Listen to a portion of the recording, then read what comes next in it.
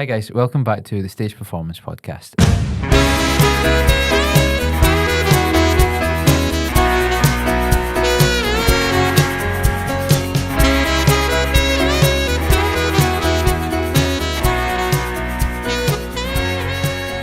Hi guys, welcome back to the Stage Performance Podcast. So today I got to interview April Sax. So April and I started doing Ibiza saxophone gigs round about the same time, and ever since we've supported each other's journeys, careers, and we've helped each other out in business quite a lot. So it was a really fun conversation to get to hear how she started and what she's doing now. Thank you. April, thanks so much for coming today. Thank you for having me. I actually really like how I'm matching, like the black and the white. I know it is. It's very in theme. It was not planned, but yeah, here we are. It's kind of symbolic as well, because when we both started, we were like, I don't know if this is symbolic actually, but it's just something I thought, because we were like started kind of doing Ibiza sax about 2021, wasn't it? Yeah, 2020, 21. Yeah, it's mental. And yeah, it was funny. Just very random. The whole thing just came out of nowhere, and look where we are now. Just I know, we're sitting on your podcast. It's amazing. Yeah. No, it's so funny. So like, I remember seeing a lot of your stuff on Facebook at the time, because at that point Facebook was the coolest thing ever. I mean, It was the platform. It was like lockdown times. Everyone was like navigating on Facebook. There was like all these pages like Rock the Lockdown and all that where you Yes. do you remember Rock the Lockdown? I used to live on that page. Yeah, same. And but the thing is, you were putting content out there, and it was getting the views, it was getting the engagement. So yeah. Well, I think one of the funny things just about that time period for like a lot of musicians is I know a lot of people that stopped doing it, and even to this day I'm like, why'd you stop? And they said COVID. Yeah. Right, like that is a legit thing. And I think it was kind of make a break for a lot of people, because people did live streams. Like, everyone had their own way. And I think when the tier system in lockdown came out, some people went busking because you were kind of allowed to do that, and then slowly but surely you were allowed to gig again. But those that kept the momentum alive through doing all those things are the ones that are kind of still in the game now. Yeah, I remember so there was the restrictions came in during COVID, but then there was a period where they were like you were allowed to gig and you were allowed to busk and stuff, then it got took away from us, and then you were allowed to do it again, then it had to be distanced, and I think it just became so difficult for people to try and go out gigging or like run, like being self-employed and doing it that way, that people just they get too frustrated with it and just understandably though, like it's totally understandable. But you were not one of those people. In fact, you went viral on the Buskers at Glasgow page, just out of nowhere. You know, you went from like, am I right in saying you didn't do a lot of like sax gigs and stuff before that, and then that whole thing happened, and then so up until that point, I'd literally only performed at high school shows when I was in high school. I'd never performed. I don't even think I'd properly performed to like my family or anything. Really? I'd never. So you went viral before you ever done anything? Basically, like lockdown kind of made me in a way, because I don't know if I would have got the engagement on the videos nowadays. Like, I think there was more people actively on social media and looking to pass their time, so they were coming across the content. It'd actually be really interesting to look into that, like the engagement online, like that musicians got during having lockdown. tested it since. I think you're absolutely right. Like, it's not like people actually go out of their way to say this is lockdown vibes. Yeah. If you like do too many home streams, I don't know though, because like it can just be fun. You know what I mean? See, if you're on TikTok or something like that, nobody bats an eyelid, because that's kind of what everyone on TikTok does. But if you do it on Facebook, they're like, what are you doing? I know, it's interesting. Like, so obviously I went busking. I decided I was going to go busking, and I had a really close friend at the time, and I was like, you need to come with me. Like, I can't do this all by myself. I can't go and busk down Buchanan Street. Like, I think I'll genuinely pass out, like, with stress and anxiety and everything. But I was like, I'm interested to do it. And at first, it was more, I don't know why I wanted to do it, to be honest. It was really sporadic and random. And I was like, I'm going to make a sign. So I literally sat in my house. I got card. I cut out this sign, individual letters. Like, I started off as like April Dowling saxophone. It was like all very official. Cut out a wee Facebook logo and that, and it was like literally on a bit of cardboard. And then I said to my mum and dad at the time, I've not got a speaker, like people aren't going to hear the saxophone. So my mum and dad were like, well, if you're going to do this, you know, we'll get you a speaker. And I was like, okay, because I was like 18 and like 18 or 19 and like, yeah, just didn't have the spare cash to go and get a speaker like that. So went and got this speaker. I can't even remember what one it is now. It's battery powered anyway. They always scared me, those speakers. It still just if freaks it dies like mid-song, you're mid-song like, or well, something. guys, sorry, that's it, you know. And I got like a really, I think it was like, it wasn't even like a SM58 mic or anything. It was like a pure like £30 like mic that just went in this like stand that was like wobbly basically. And I'm pretty sure my repertoire by that point was mostly, I'd done some classical and some jazz pieces. And I was like, I'm not going to stand in Buchanan Street and play this. Like, I think people might be like, what is going on? So I'd learned like a series of like what I classed as like dance pop tunes, which now is not. It's like old school classics that I was playing at the time. And I had this challenge that I was going to learn One Step Beyond by Madness, which is now, funnily, one of my more requested songs gigging. Really? Yeah, for weddings recently. I've had a lot of like Madness fans. Do you think that's because that's a video you went ultra viral with? I'm not entirely sure. It was, I have no idea why that one did go. I think the thing with the video was, I think you could see I was nervous. I was standing like totally rigid, straight, like holding onto my saxophone for dear life, going, these palm keys better work. And this, when I'm blowing through this instrument, those high notes better hit, because if they don't, I'm going to start crying in this video. So is it Caroline that runs the Buskers of Glasgow page? Right, so she came up and she was like, can I record you? And I mind being like, I was like, yeah. And I was looking at my friend at the time and I was like, should I do this? And he was like, do it, just do it. And I was like, okay. So I played it. I was terrified. So it got shared onto the Buskers of Glasgow page and I was like, oh, this is good, like, you know, video getting put out there, you know, it'll get some engagement from like probably my friends and my family. And then all of a sudden there was like a group, I hate to say group, several ska communities and Northern Soul communities. This video then got shared on all, I want to say the good part of like at least 50 pages, but across these pages, like the engagement in the post just went skyrocketing. And actually in the video, see if you look back on it, a lot of people comment on a guy in the background and they say he actually looks like Suggs, who's the main singer in Madness. I've never seen this. It's quite funny. He's just got like a swagger and he's got like like a bomber jacket over his shoulder and he's like sunglasses on. He's just got like such a cool like stroll and he's like just bopping along and it just like fitted in so well with like the Madness. That's so theme. cool. And then I remember like you'd done a few covers and stuff like that kind of in your house that you were doing, and the engagement on that started to really rise. And then I remember like you put out a post once, I was like, hey, a few of you have contacted me for weddings, and then that just led to, oh, this is actually a thing, we can do this with people. And then like was there a point where you're like, oh my, I can do this full time? Yeah, I think that the reality of being able to actually do this full time has probably only set in with me more recently. Yes, it's never totally been something that I've been like, oh, I would do this full time, you know, this is going to be a thing for life. I didn't know how long I thought this was going to be a phase with the gigging. And a lot of people did. Yeah, but it just seems to be rolling, which is cool, and it's getting bigger and better. And you know, I'm so happy it's that way because it brings so many people a lot of enjoyment. But I remember getting an inquiry for my first booking, and again, it was like a heart drop moment of, oh, somebody wants to hire me. Somebody wants to hire me to come to their party, okay. And by that point, I decided to do these videos, and they were like 4 and 5 minutes long, which was ridiculous now when I think about it. But it was like snippets of songs. And I remember thinking, how am I going to go from recording these videos, which is all pre-structured and like you can record as many times as you want, to then going into live performance, because that's a different ball field. Yes, it is. And I think like with live performance, there's good and bad in both. And I think one of the things about live performance is that you can get, it's more forgiving in the moment.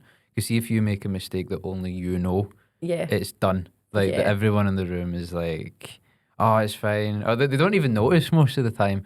Whereas in a recording, you're your own worst enemy. And a few of my friends have this massive phobia of like the red button. Yeah, getting pressed. As soon as that's there, their ability just goes right out the window and they forget how to play the instrument. And I don't know. I mean, it's funny because it's a fire and ice type of nerves.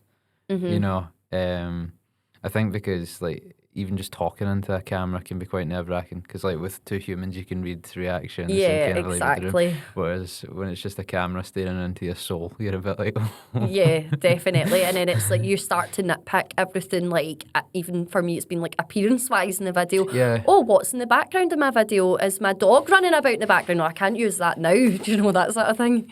Yeah, so like how was that transit? How did you deal with those nerves then going into your first? Do you remember your first gig at all? Or? I remember my first gig, and I've often actually thought about contacting the client to be like, "Can I come and redo that gig? Can I come and redo that gig?" But they actually really enjoyed the gig, so I think I was just being very self-critical. But I just think now at the standard, at the equipment I use, the standard it's at now compared to where I've started, but everywhere in any career, like anyone has that starting point where they've not got all the tools and they've not got all the knowledge, and it's a bit like that way working on it. And many people might argue that I shouldn't have went out gigging at that point, but when people are inquiring because they want to book you individually, like that's when you've got to have that moral compass of, well, they do want to book me for what I'm doing. But that was obviously early career. Well, I always think it's better to what is the quote again off the top of my head?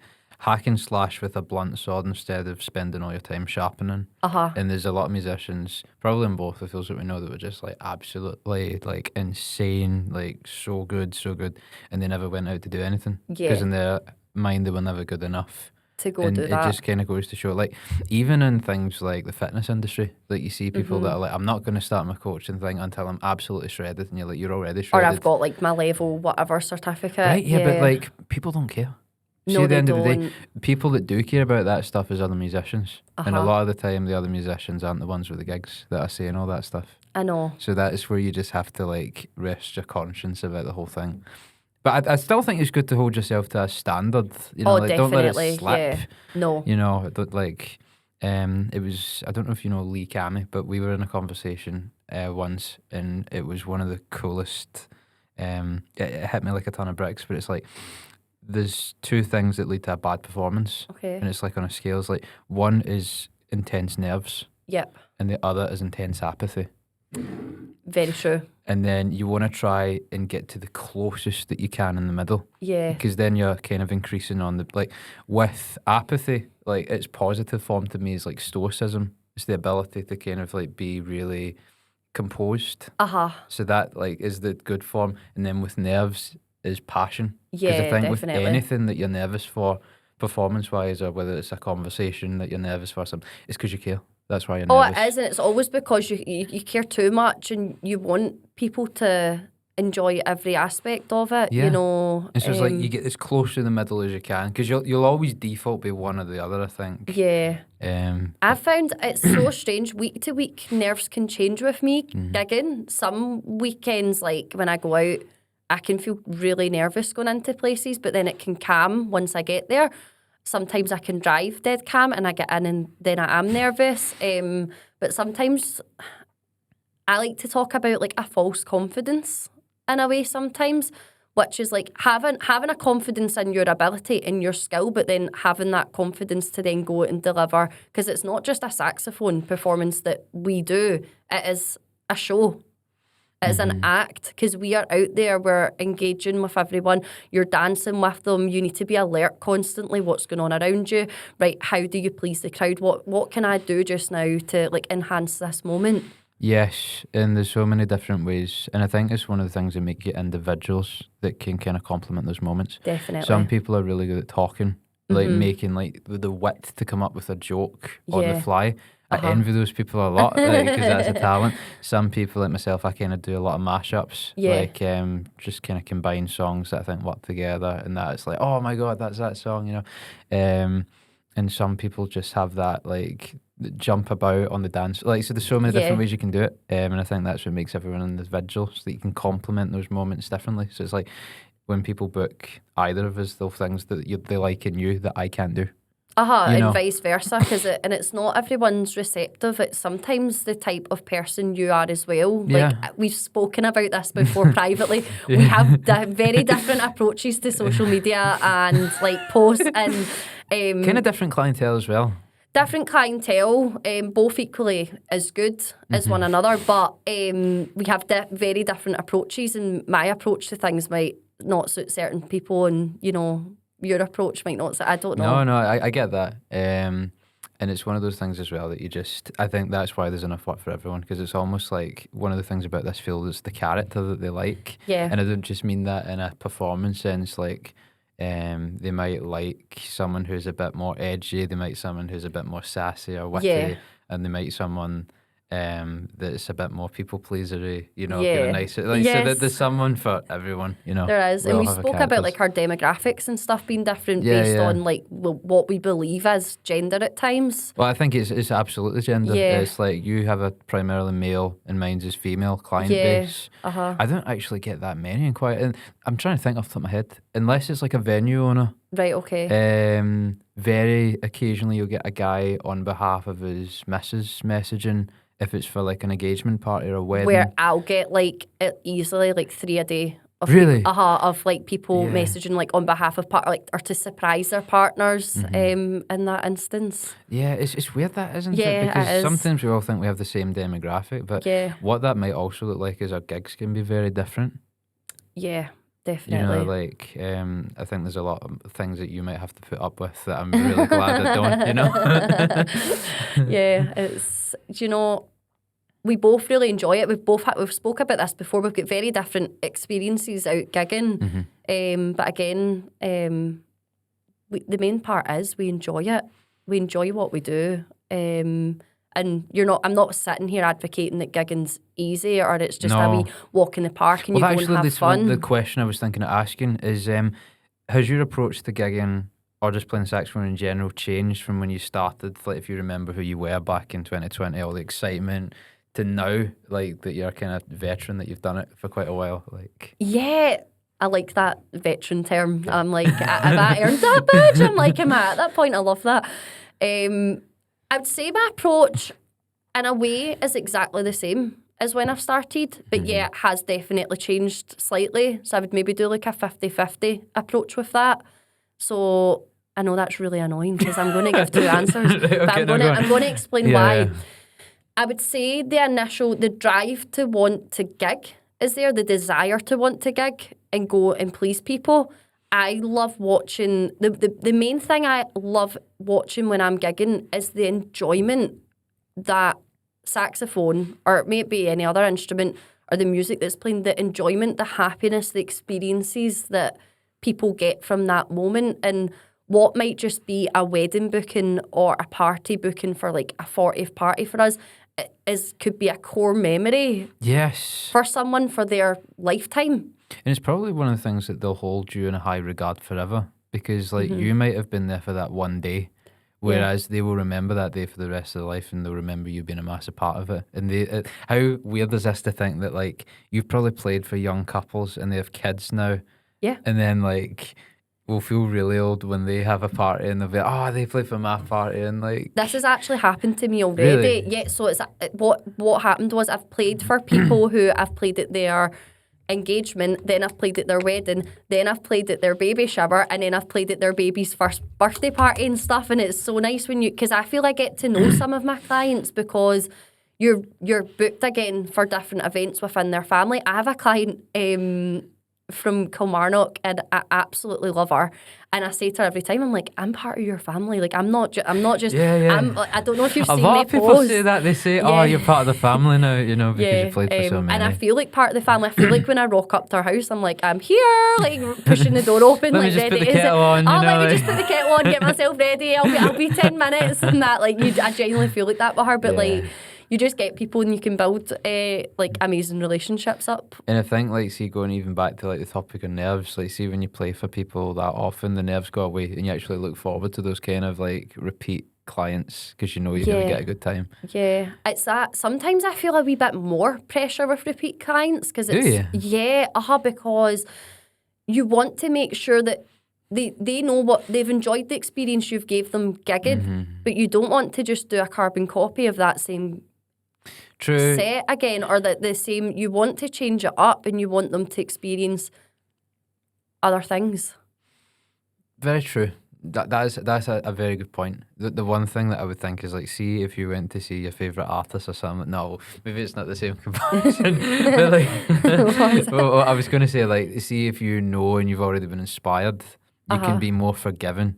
So, like, if you went into a gig and I don't see a scenario in which you don't play your best, but if you felt like I've had a better crowd reaction or something like that. Oh yeah, that's they'll happens, say things like, there's nothing, like, we know you can do it. Whereas if you walked into a gig for the first time or something and it's just a total disaster, like the DJ's not cooperating, the equipment's failing, and they're like, you're terrible. And you're like, it's not my fault. It's not my fault. And I've been in that situation before. There was a wee time period where I thought, actually, I'm going to plug and play with DJs now. I know lots of really good DJs and like, they are great, but unfortunately there's been experiences where a DJ has came rated by a client to me, and I've turned up and the equipment has not been compatible with mine, or it's not had the... In those instances can be really annoying when you think you've got everything, like you've got, jacks, phonos, XLRs, mini jacks, you've got your laptop, you've got like a contingency PA, like you've got everything,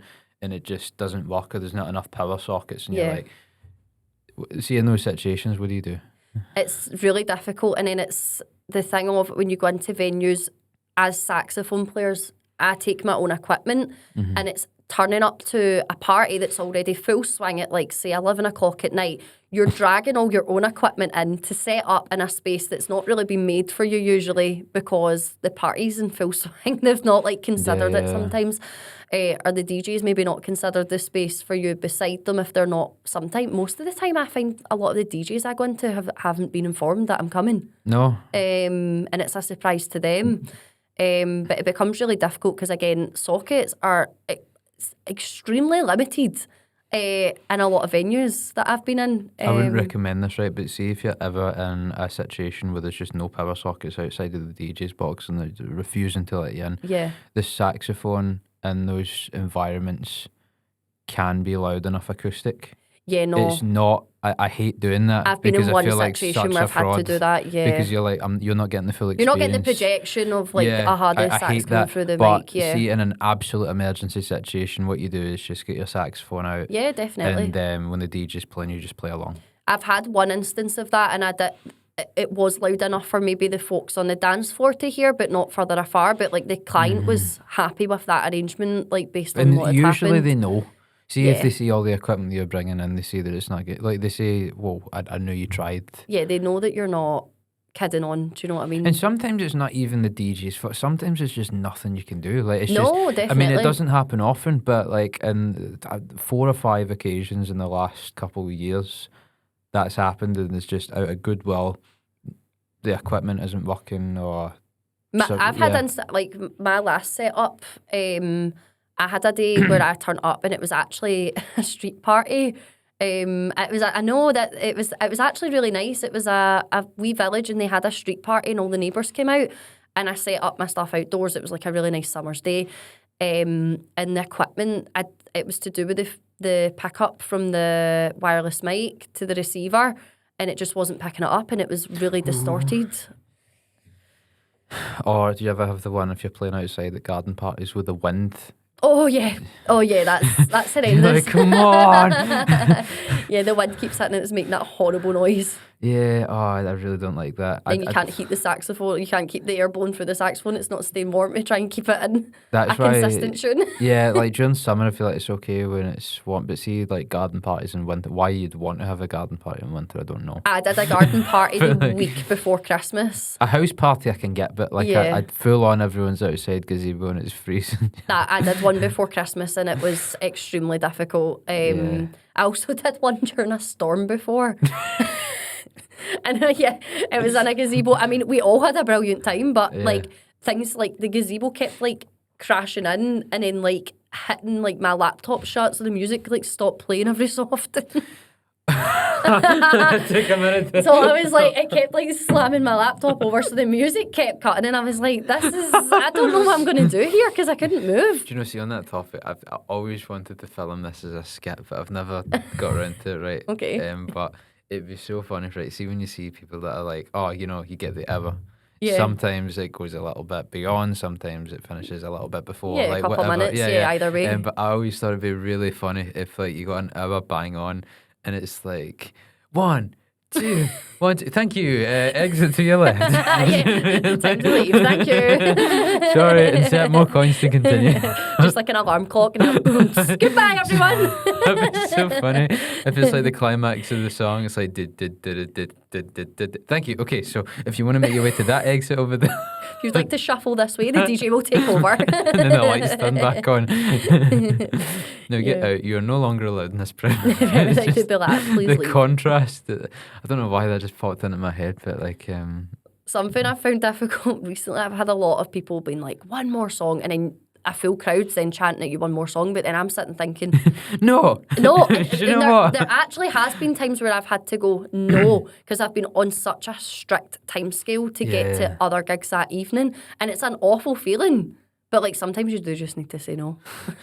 Yeah, I don't know. Like that's the people pleasing me. I think okay, one more, but like they don't see most of the time if you do it, and it mostly asks for a second one. I think if they do it a third time, people are like, "No, right, well they need to go now." Yeah. Like they'll be on your side. Yeah.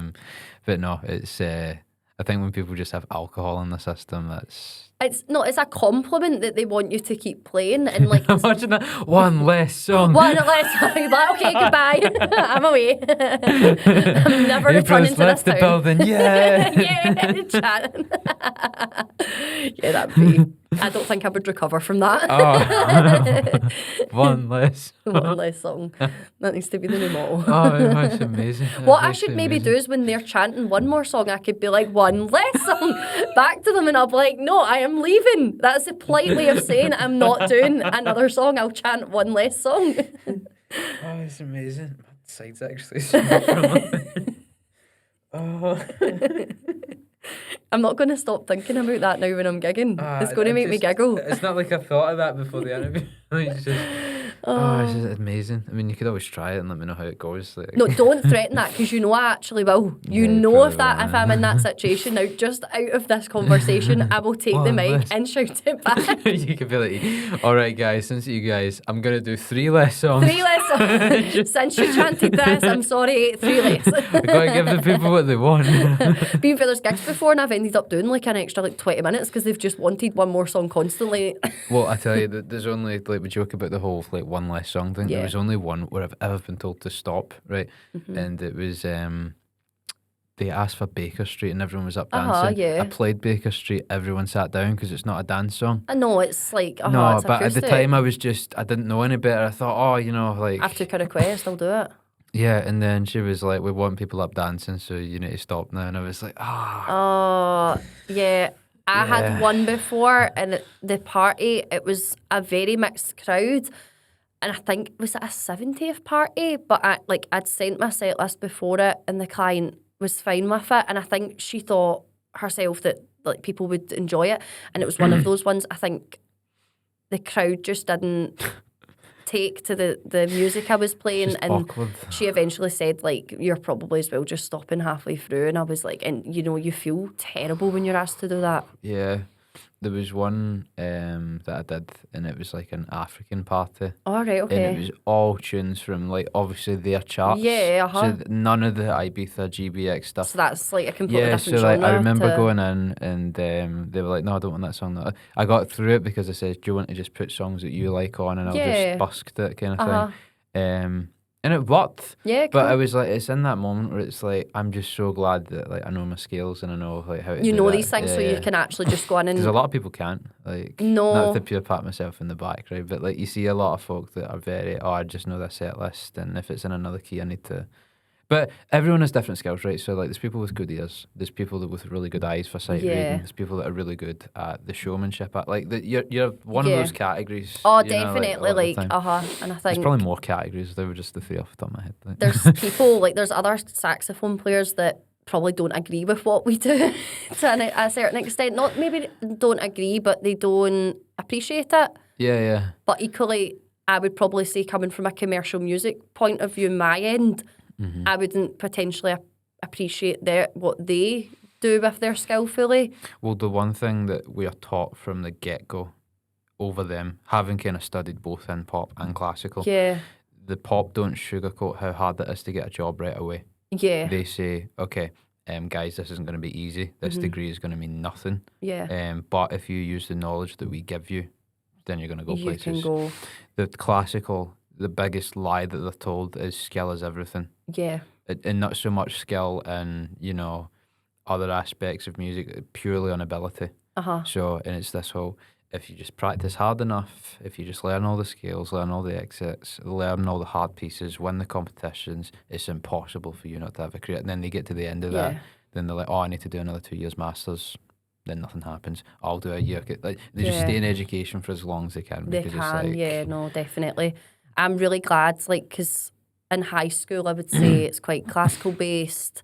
You maybe come across... Well, you're not actually taught, right? Like, see, some of the teachers we had, they didn't know how to do any of the stuff that we're kind of... Well, I don't know, I will be fair, but I'm going to go out on a limb, unless I'm proven wrong. Okay. I believe a lot of them don't actually know how to do a lot of the busking stuff. They know how to read sheet music, and they know how to kind of, play ABRSM music, but if you say to them, play that without it, they couldn't do it. Yeah, and my teachers openly said, that's why I feel comfortable saying that, but maybe it's different now and there's other things, but when I was younger, that was the way. I think the way the curriculum's built for music as well, they need to teach it in that certain way, which is a shame, because I remember in high school, I didn't actually excel within our music department, I would say. Yeah. I came out with good grades based on my performance.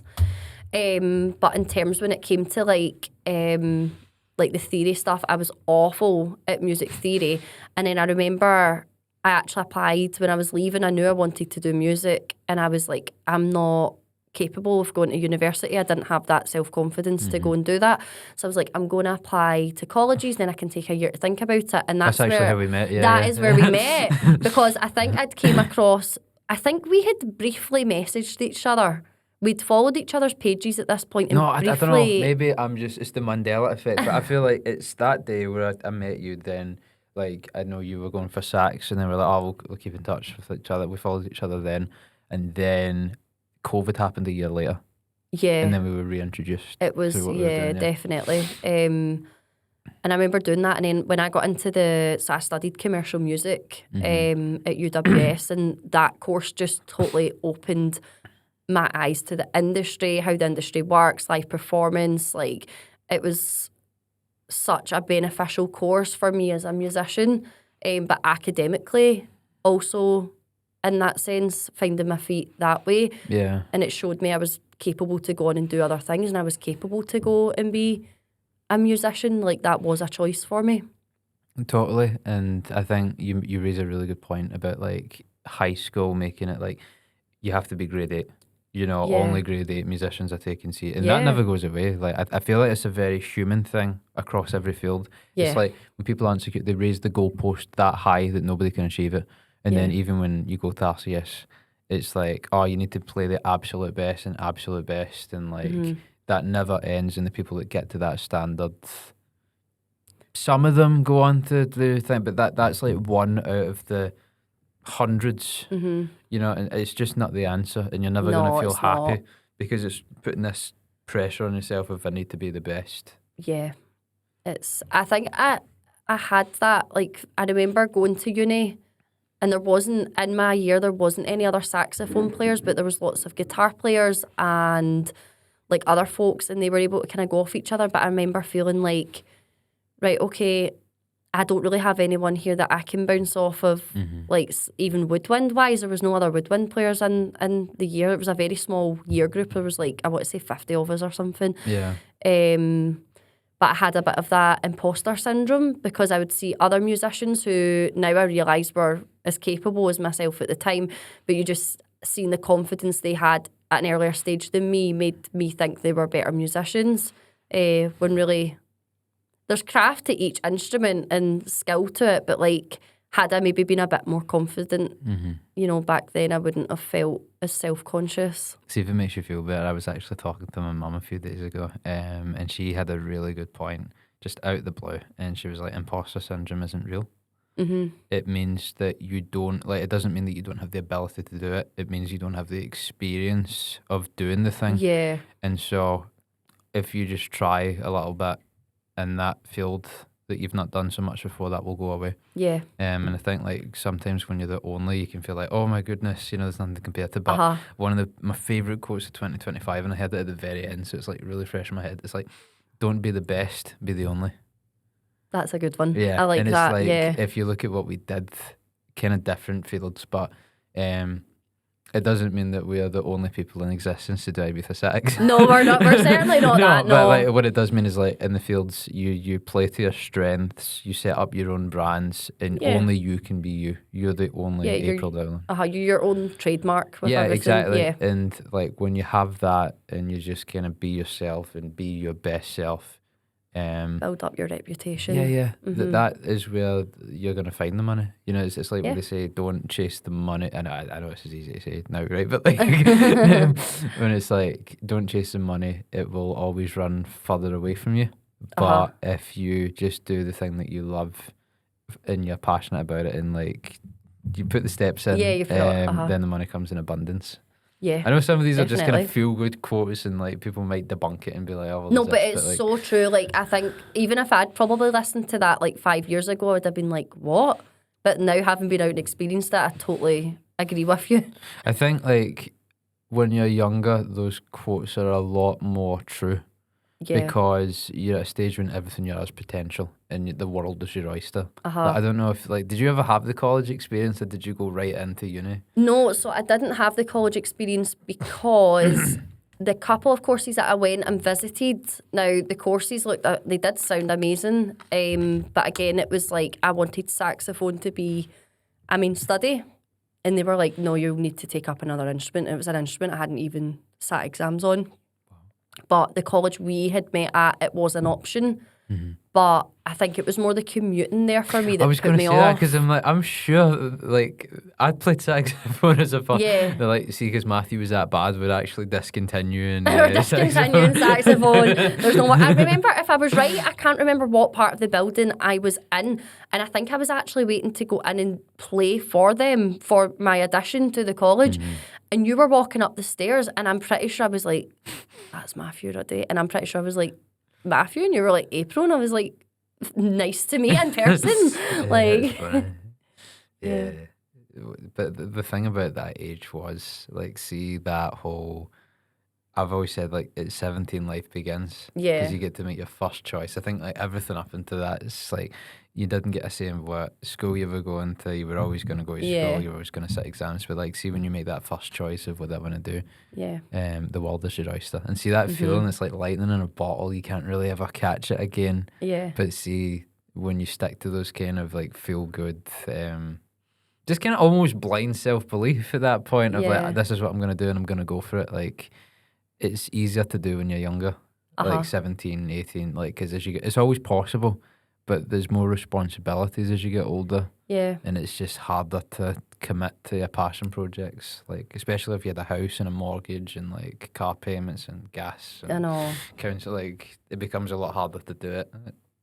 Not impossible. It is nice, like, it does start at that age, but I remember being incredibly sad in my last year of uni because I felt I learned so much on the course, like, production-wise, songwriting-wise, like, just general musicianship,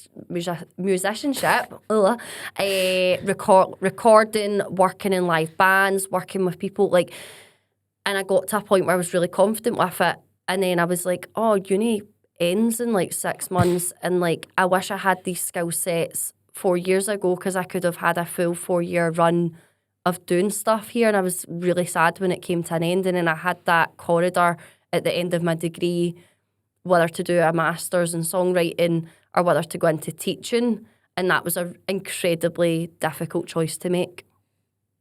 How did you choose?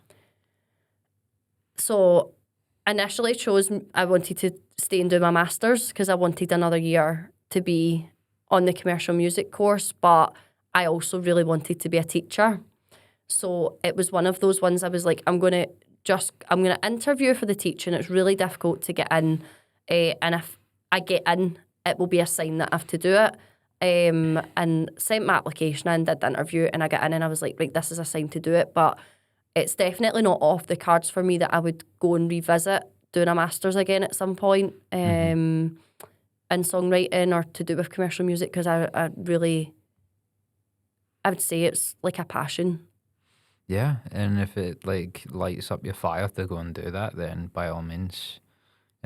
I was just always happy with, like, I always called it Jedi Knight, like the bachelor's degree, and then master was like Jedi. Yeah. I was like Jedi Knight. Like, did you do your masters? I didn't. No, neither. See the I point, didn't know. to be honest. I know it is, and then sometimes like I say that, but in the same breath, you almost feel a relief when uni comes to an end because it's so exhausting studying. Yeah, and I just think, see, for creative things, you'd like. There's a lot of people that are musicians or like creatives that don't actually have a degree in it. They just taught themselves. Yeah. And I think it just, like, as I got older and I was ready to leave at that point, I really was. I don't think I would have survived masters. I just thought to myself, I'm ready. I'm ready for this. Yeah, you know, definitely. like, there's people that are less qualified that are going out and making mega money just because they have work ethic. And I think, see, there's certain fields, like if you want to be a doctor or something, where you need all the qualifications. Yeah, you need But I think the paperwork. for things like this, you can just, jump in. Oh yeah, definitely. Like, I do. It doesn't take away from what you're coming from, though. If you're passionate about it, no, then, it doesn't. It doesn't take away. But I totally agree. There's self-taught people who, like, definitely can equally be as successful or more knowledgeable in these certain things with live performance.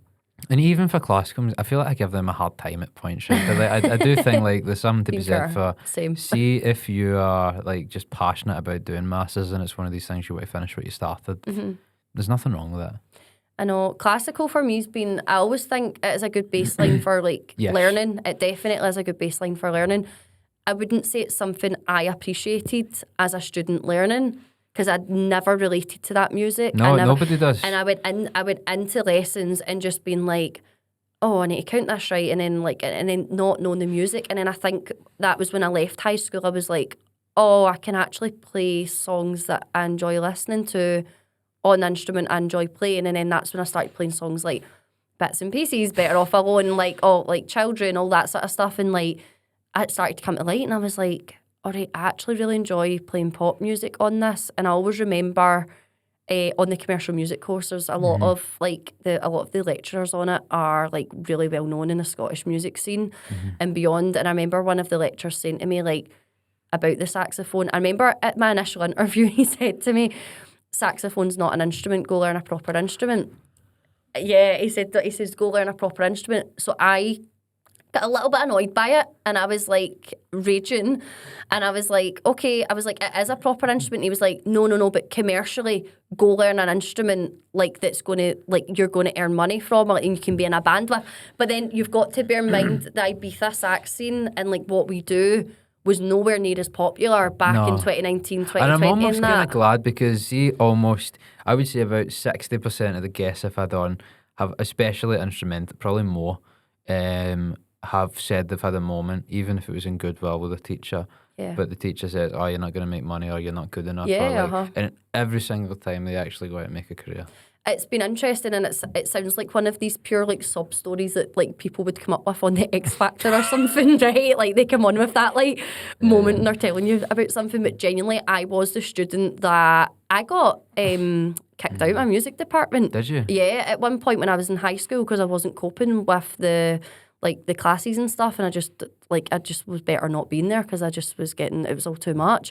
So it was like I was that student that was like, she'll pass her Nat 4, she'll pass her Nat 5, or she should pass her higher, she should pass her advanced higher, or she should get into college. And then I remember applying for uni and a couple of passing comments from teachers at the high school I was in about me.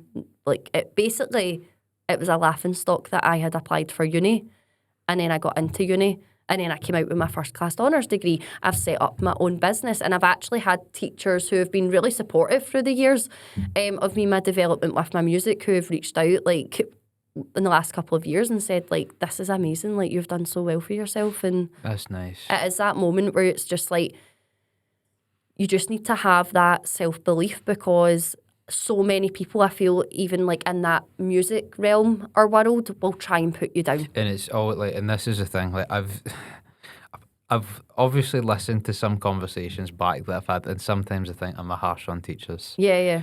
But when conversations like this come up, the fire just burns again. Yeah. Right. And for that, like, I don't know how long you had this teacher for, but I definitely had a teacher. Okay. And it kind of, I had a few teachers in high school specifically. Yeah. They just cemented my view that a lot of them just weren't happy in themselves. So they took it out on the students. Yeah. They would never admit that. But it's one of those ones where I remember, for me, not to go off tangent, but like when you're young, you're impressionable. All you want is like your parents to say you're doing well, like to have good like friends, to say your teachers are on track. And music seems to be one of these subjects where it's just that little bit more abstract. You could objectively be doing really well in your Nat 5s, hires, advanced hires, and still have teachers say, yeah, but that doesn't mean you'll have a career in music. Yeah. And everything else, you'll see people say, oh, you know, if you get an A in English, you're more or less guaranteed, you know, to get into, you know, saying that you get your other subjects. But music was always that one, no matter how well you were doing, they were always like, yeah, but that means nothing.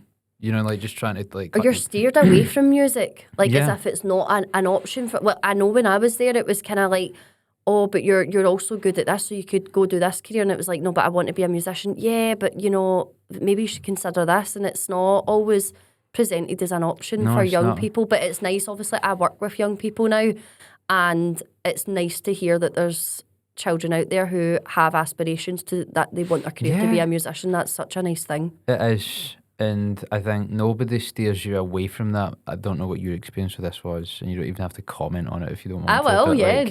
Like, but I always found, especially, I don't mean all the music teachers in my high school were bad. Certainly not. There were some fantastic ones, but there was a few that just did nothing but discourage. Yeah, you know? I wouldn't say particularly in high school. I was lucky enough to see the saxophone tutor I had in school. So I actually initially started playing flute. Mm-hmm. And I needed a second instrument, and I just didn't take to any of the school instruments. Didn't want to play the glockenspiel, didn't want to play the recorder. Why not? I mean, the glockenspiel. No, now I love it. Like now I love it. No, I actually love a glockenspiel now. Like it's so much fun. Like like it is good fun. There was nothing that kind of took my interest, and then I remember just thinking saxophone looked cool. And there was a couple of people the year above me that played it, and I was like, I wouldn't mind playing that. And that teacher did encourage me like to take that up, and like got me to a point I was like competent on it basically. Yeah. But I've came across professionals in other places out with schools and stuff that I've worked with closely who have been very discouraging, and didn't. I'd say even to a professional like level, you know, if I was to encounter them now, I would have that conversation with them that I don't think it's appropriate. Mm-hmm. But as a younger person, you don't have that authority. You don't have that authority, and even if you try to do something like that, you know that person is more senior than you already, so you wouldn't dare try and question them on it. Well, but you also have no legs to stand on, right? Because at the time, depending on where you are, like if you're in high school, assuming that kind of thing is what you're referring to, it's like you have nothing. You're a 17-year-old kid. You don't have any credentials. You know, all you have is potential, right? Now we're in a position where we've achieved a lot, set up our own businesses, got our degrees. Yeah. You know, there's more like ammunition there to say, well, actually, now that I'm an expert, well, not expert, you know what I mean? Like, no, but you know what I'm saying? Like, we are experts in our trade because there's a very niche market of us that do it, so we are. But now there's more grounds to say, well, actually, your way of doing things is very old school and actually out of date. Oh, yeah, you know? Absolutely. I agree. And there's places for it. There's definitely places to train in certain ways. Well, I actually had a conversation with someone about this because we were talking about like teaching methods and stuff, and we were trying to kind of like get inside the head of some of these kind of like really cold, blunt teachers. Yeah. And what they were saying was, as someone that kind of have tried that in the past, not me, right, but like as someone that's tried that, it separates the strong from the weak. They're trying to source out the ones who are going to be strong, going to be like stoic. I get that, but I also don't agree with it because I think all you're going to do is like put them off before they actually get to that stage. Definitely. Like, and the times have changed in the last, 10 years alone. Mm-hmm. And there needs to be more of a nurturing approach. Yeah. Especially for something like music. For I can music, understand if you're in the army, if you're boxing or something like that. Yeah, you're making that decision to go to an environment like that. Music, and especially when you're younger, is all about like just, escapism and creativity and like being authentic and stuff. And if you're deprived of that and just told, no, actually just go and do if you're less than grade 8, you're nothing. And that actually doesn't go away, by the way, when you get to high school. No, when you get to uni, the standard even goes, and we won't congratulate you when you get that badge either. You'll just be another. The path leads to nothing. Yeah. Right, it's insecurity. That's really what's going on there. People aren't happy in themselves, and they take it out on them students, and they say, "Oh, it's just that hard. Nobody can do it." And then if you do it, they won't congratulate you. Yeah. So like, why waste your time trying to please them in the first place? No, definitely not. And I'm certainly, I so agree with this. Like the going through music exams and going through that repertoire and the exercises of going through that, because that was what I was exposed to. And then, so now like, when I was like 17, 18, and like I'd only really done like ABRSM exams and stuff, if somebody asked me to relate to a piece of music or feel a piece of music or describe it, I would have been like blankly stared at them, because I just had not been exposed to that. Now, I would say now, if somebody asked me to explain a piece of music, like as in how it made you feel or what it made you think about, I'd be able to sit and have that conversation. But it's just interesting how it goes. I don't know what path I would have went down had I not done the commercial music course, because that was really the door for me. That I got the key, opened the door, and I stepped in, and I've just never looked back, because like it just exposed me to so much. And I like the terminology they use on the course as well. And it takes you a bit of time to get your head around. They talk about like musicking, so like being involved with music. They talk about like the DIY musician, like do-it-yourself musician, which you're not going to get taught that in like a classical based music course. You're only going to be exposed to that, and you're also made aware of like the industry good and bads prior to going out in it, and you get to go through like exercises that teach you how these things go. And one thing I really benefited from was the mentors on the lecturers and the mentors on the course have been out, they've been in bands, they've done live performance, they've been that DIY musician. Some of them are more academic based as well. And that has its place. Oh, it definitely has its place. There's such a place for it. And actually, towards the end of my degree, was enjoying the academic side of things. But what was nice was our option was, instead of a dissertation, we could do a creative research project. So ours was allowed to be like, you research something in particular and then you done like a follow-up. It was almost like, I think it was like an 8,000 word like essay to like explain it. But I get really geeky like when I got to because I was so into what I'd done. And I think for me, getting to go do that practical part of the assignment and then getting to write about it was just so exciting. Because I don't think actually sitting and writing a dissertation, I would have been able to have been in that same headspace to have been as passionate about it. Yeah, I mean, like there was some kids that were like, especially when we were at Glasgow Clyde, that were they weren't really confident in the performing. Yeah. But they were absolutely fantastic at writing essays, just incredibly analytically detailed. And I go back to that time period because when I went to RCS afterwards, there was such an emphasis on ability. Okay. Which is fine. Like for like this point, it's like we were all kind of one skill type, and it was kind of nurturing that skill. To my knowledge, I'm not saying there weren't great academic people there, but it wasn't really that essential. Okay. You know. Yeah. But I think it definitely has its place. There's something in the industry for everyone, and I just wish that was emphasised more than. I always view like when people go, "Are you a musician?" Like I view it as little bubbles almost that I go in and out of. Right. Okay.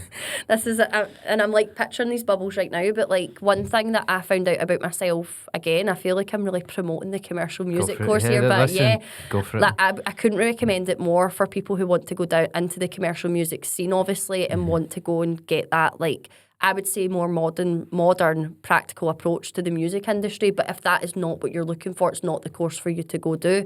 But like the biggest thing I found out about myself was, and this is something you're not exposed to at school, it's not something I'd say you're particularly exposed to online. I found out that I really like community music. Okay. And being a community musician, which is working with sets of people doing musicking together, which is a term of like being involved with music together, like to try and support people or try and just bring joy and happiness into their week. And there was several things that I conducted while I was on the commercial music course. I got to go work in care homes and do like music events and musicking with them. And then obviously I had my big project, which was with River Garden. Yes, and that was on the news, wasn't it? Yeah, that got a lot. I actually remember that day. Mum was like, "Is that your friend Ethel?" I'm like, "Oh my goodness, that's her on the On the news." telly, Yeah. yeah. It was crazy because it was like I had this opportunity because I initially considered, I thought, do I want to go in and maybe work in a prison or something? That'd be scary. See, it didn't scare me though. No, I quite liked the idea of going in and working with people, but then an opportunity came up through one of my old lecturers, Jim Prime, who was part of Deacon Blue. what a cool name. He recently passed. It was really sad, but like he was such a character, Jim, and he was like, listen, I'm involved with this establishment. It's a rehab facility.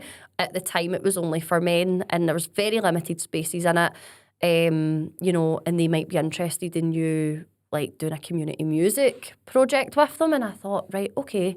And I was like, let me think about it. I'll come back to you. I'll have a think about what I would go there to do, because I'm not just going to turn up and play saxophone to them. I'm not just going to turn up and play instruments to them.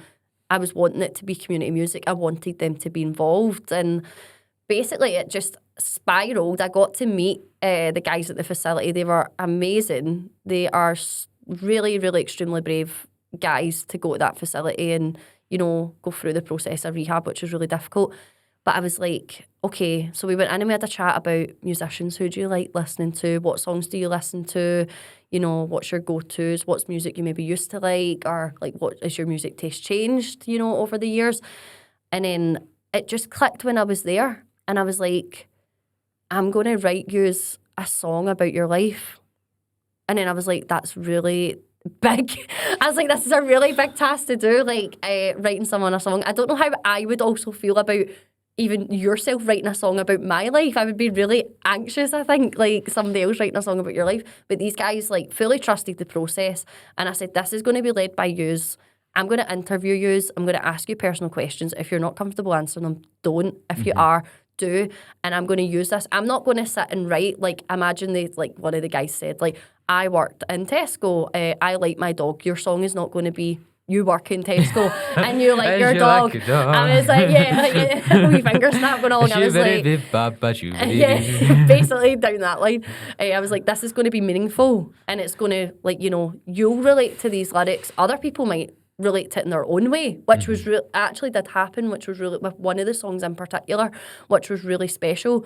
But I interviewed these guys, and then I decided to songwrite myself. And I was like, I don't want input from other people. I want this to be raw. So I did the lyrics, and then I worked alongside the guys, and I was like, right, this is what I've got. What are you thinking? What are you wanting to add in? What you want to take away? You know, how are you feeling about this? And I'd say the funniest part of the project was one of the guys, he was really into rap music. And he was like, can you write me a rap? And I was like, I like rap music. And I was like, yeah. And I was like, I'm going to get someone that's good at rapping to like record this song, because like I'm not going to go and rap it. On the day of the recording, said person was unable to attend the session. So I'd booked this session. This recording was happening this day because the EP was getting released in a few weeks, and it had to like obviously go to the producer and stuff. And I was like that to my band. I was like, what are we going to do here? And I had a really amazing vocalist who sang on a couple of the tracks, and she wouldn't sing rap. It's not her genre. And I was like, this is going to have to be me. I was like, this is going to have to be me. And I was like, I need to get in like a zone right now. I was like, there needs to be a zone made. So I was like, okay, zipped up my hoodie, and I was like, who's got sunglasses? Stuck a pair of sunglasses on. I grabbed the mic and I was like, here we go. And I was like, hit play, and see, obviously when you're recording, the people on the other side can have it on loud in the speaker. So I'm in this studio, I'm fully rapping this like rap that I wrote, but I got really into it, and hey ho, it got released, and it was actually one of the featured songs that was on, I think it was STV News. No way. Yeah, it did. So I ended up winning a couple of awards. I got the Community Music Award for That's it. so cool. And I won the Community Music Award at UWS for it. And it was featured like on a lot of their stuff. And then the next minute I had newspapers reaching out being like, can we do an article on this? And I was like, yeah, because all the profits from the EP, they all went back into the facility. So I was like, the more publicity for this, the better for the facility. Do you know what I mean? And the guys were like comfortable with our songs being shared in that way. Yeah. And then I remember STV News contacted me and they were like, right, can we come out and interview like the facility? Can we interview you about it? And I was like, okay. They were like, it will get shown at some point. We can't guarantee when. And I was like, okay. But I remember, and as you know, you're a piano player. I'm not a piano player. I can play. You can play piano. I can play, but I wouldn't not to the level that you're at. I could comfortably, toddle away myself on it or like accompany someone, but I certainly do not. I would never call myself a piano player.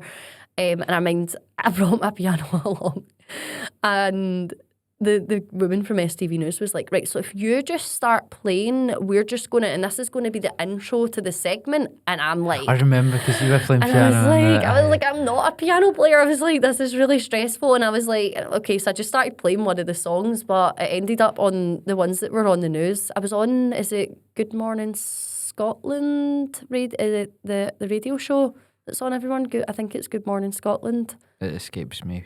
I can't remember, but I was on that show as well on live radio, so that was an experience as well. Yeah, that was cool. But it's an experience I liked. I would definitely do more of that. Mm-hmm. That's very cool. Like, how did you feel when you were being interviewed?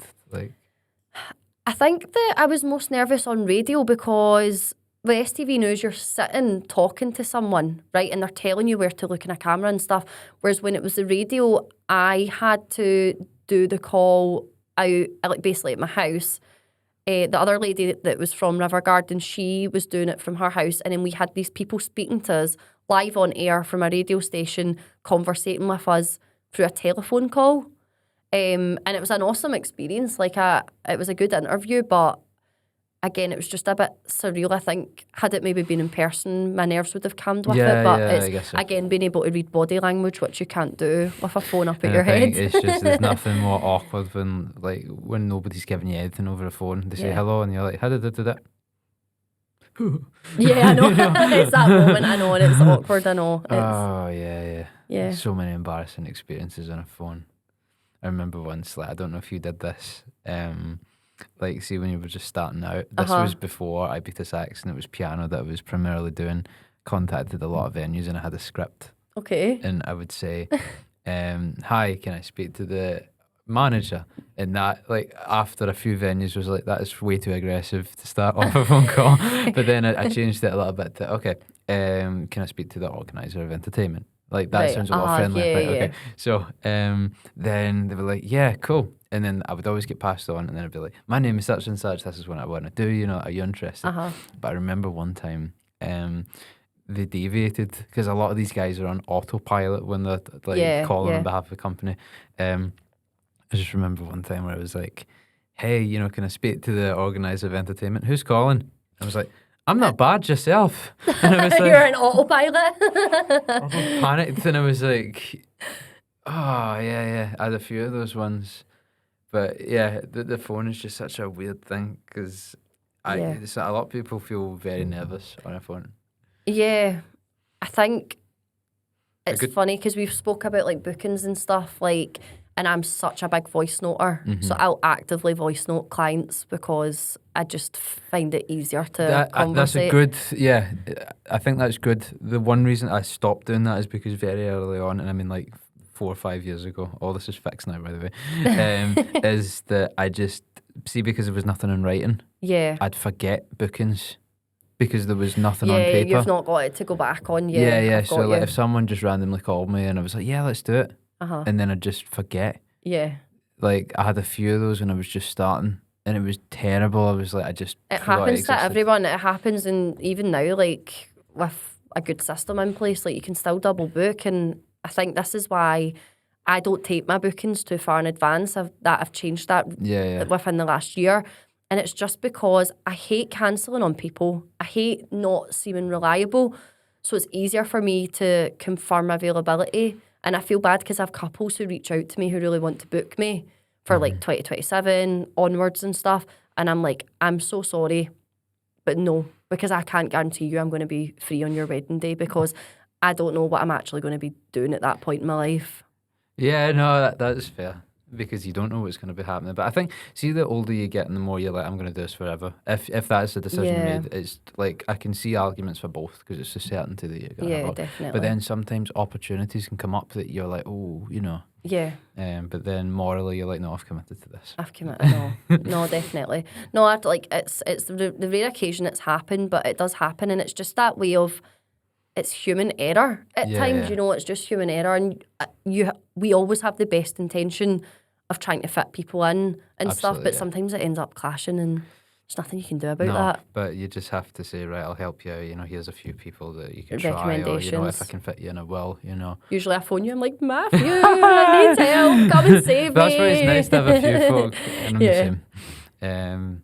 But you're usually fully booked, so that's... So are you, though, to be fair, it is, What is something you are most proud of?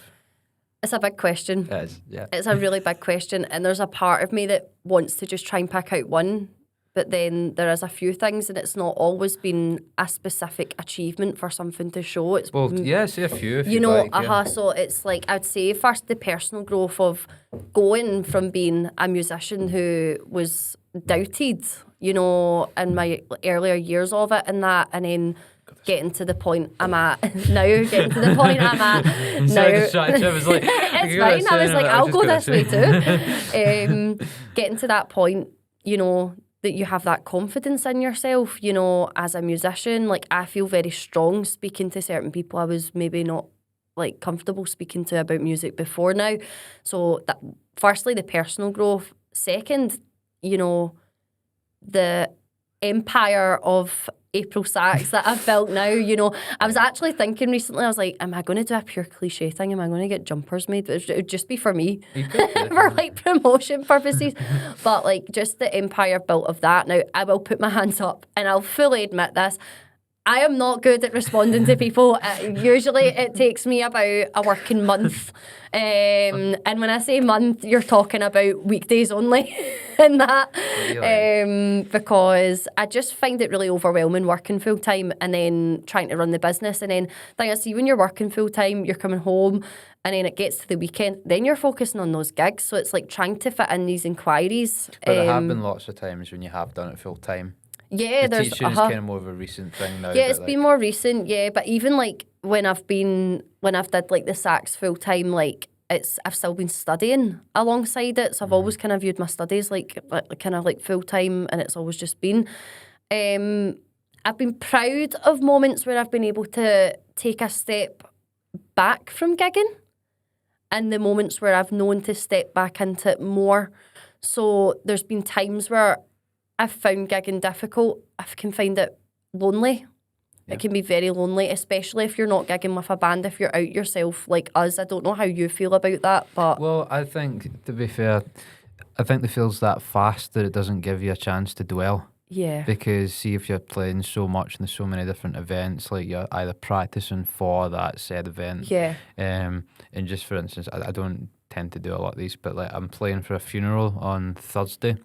And sometimes that comes up, and like those occasions, I feel like I need to practice because the stakes are a bit higher. Oh, definitely. And so, like, if you're playing for like wedding ceremonies and stuff like that as well, like that takes slightly more time to. Well, slightly a lot more time. Yeah. But I think, see, there's so much to focus on that I don't think there's really a moment. But I think for you, I suppose, if you have a lot of like experience of like hanging out with pals and stuff like that and having a bit of a life to then go into the field, which kind of sounds a bit weird. No, I know what you're meaning by that. But I think like for me, like I've never really known any other way, even if it wasn't sax. Like I'm not saying I was always hyper busy like with weddings and stuff, but when I was younger, even if it was just myself, like I would still play for fun, you know, I like go Yeah. to like shopping centres because I wasn't getting paid when I was in high school. I just did it for free. Yeah, you did it. But Yeah. I feel like that was my life. It was just it's always been like this. It's So been like, like there's that. nothing else to compare it to. But for you, I Yeah. can totally understand when you've lived kind of so many different lives, you know.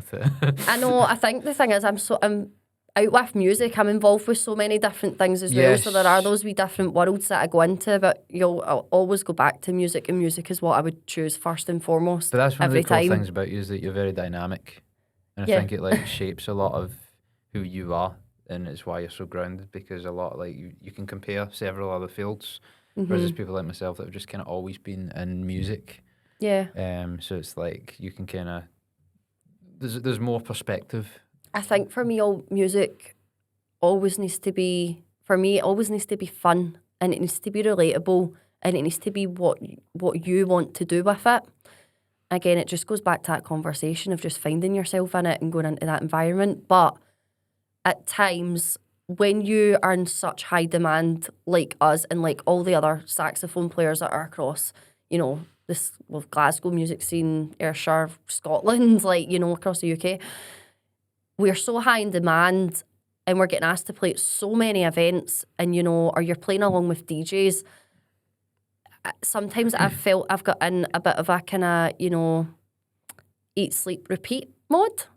And you feel sometimes you're going in, and even though these DJs are mixing different songs, they're always going to play the popular songs. They're always going to play the popular GBX ones, you know, the ones that have just come out that people are wanting to listen to and get up and have a dance to.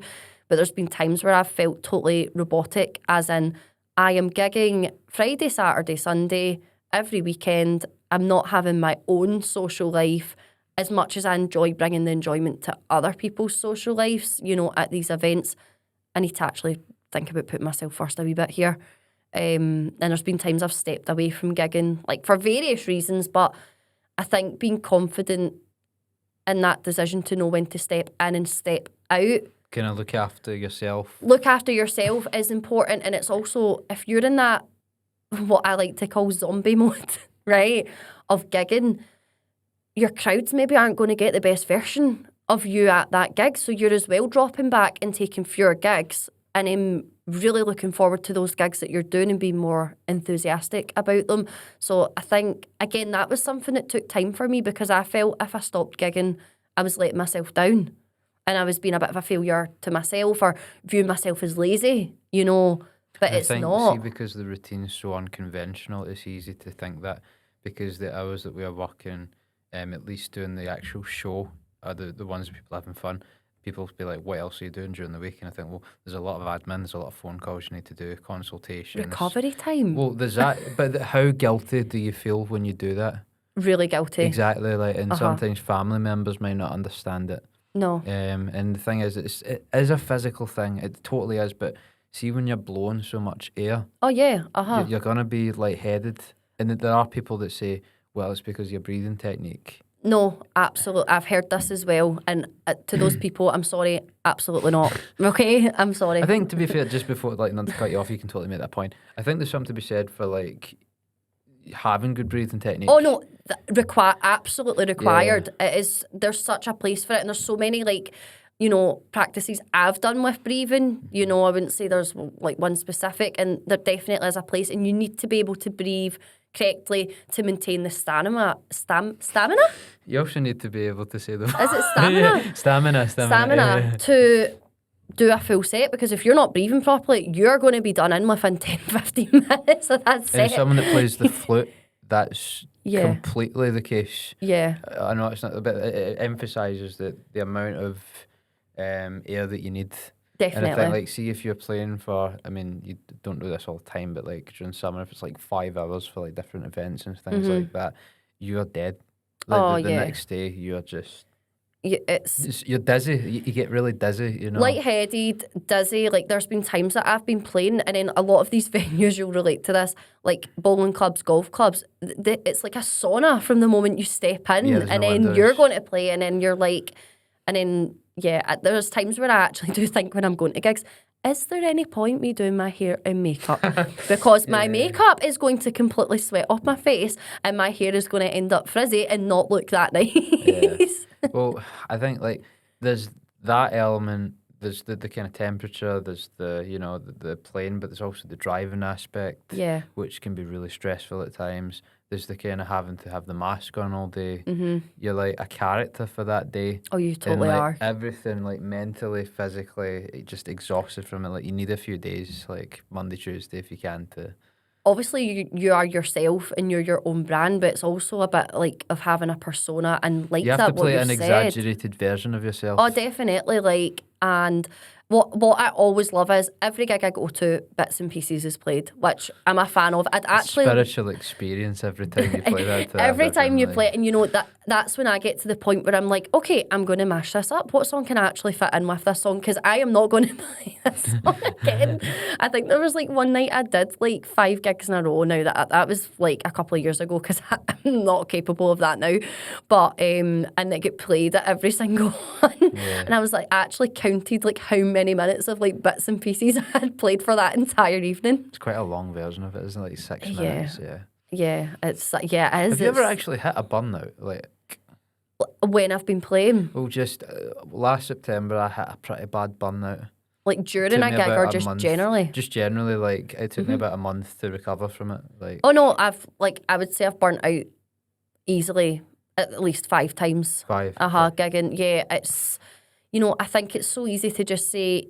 You're getting all these book inquiries through, and then you're like, yeah, and then you don't realise that how much you've booked yourself up, and then you're not taking into consideration, I don't think we think, well, I don't know about yourself, when I'm thinking about these gigs, I'm thinking about venue, how long to get from one venue to the other. Yeah. Okay, set list, right, that's fine, I can do that, but you're not actually considering yourself in it, and the mental and the physical toll it's something I that think is evening really will fresh take in my on head you. just from last year, but I think it's one of the reasons why I'm going to try and do slightly less a Yeah. day and just be a bit more, like, because obviously when you're younger, I say that like we're really old now, right? But like when you start and you see how much money, like if you do several different events, you're definitely. Like, oh, it's a no-brainer. Why It's would a I big not just... incentive. But then see, you can't sustain that because, like you say, if you do that, your clients are going to be like, I don't think I got you at your best there, Yeah, And I've never physically had it said to me. I've Same, walked away. But you from have that gigs. inner knowing, being like, I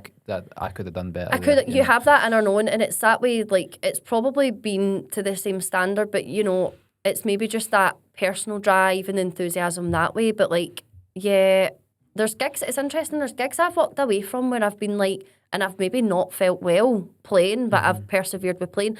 And I felt like at the end of it, like, that wasn't the best gig I've ever done. But the client comes up and they're over the moon and they're happy with it. So it's like, are you just being hard on yourself because you're more self-aware that you're feeling but I think worse? I'm not saying it's good to feel guilty constantly, but see the fact that you don't walk away with that kind of apathy. Yeah. It's like, it goes back to that scale earlier on. The fact that you care enough to make the best of it and they're happy. And the fact that nobody has been like, you're terrible so far, I'm going to go to my next gig and they'll be shouting that one less song or something. No, cut it. So yeah, we're going to have to bring it to a close, but I just want to ask beforehand, where can people find you? You can find me. My main social media is April Sachs on Facebook. That seems where my main following is. I am on Instagram, April J Sachs, just because someone out there in the world took April Sachs. It made me, somebody took April Sachs on Instagram, so I'm April J Sachs on Instagram. Made me very sad. And I've recently took to posting. I know. It's like ruining the brand. But and I'm also on TikTok. I've recently started posting vlog type videos on there. How are you finding that? I'm enjoying it, yeah. It's just that way of doing so I record all these snippets of the evening and then it's going back the next day, editing them together because I'm not that great at editing videos, and then doing the voiceover on them. But it's actually hard to see when you've got a time limitation of a voiceover to do for a video. It's very tricky. Oh, wow. Yeah. Well, I think everything you're doing is great. I know. So... Thank you for having me on the podcast. I'm absolutely buzzing to be here. It's a great way to end the season. Well, I don't think it will be the very end, but yeah. Yeah. Okay, cool. Well, thank you so much, guys. Take care.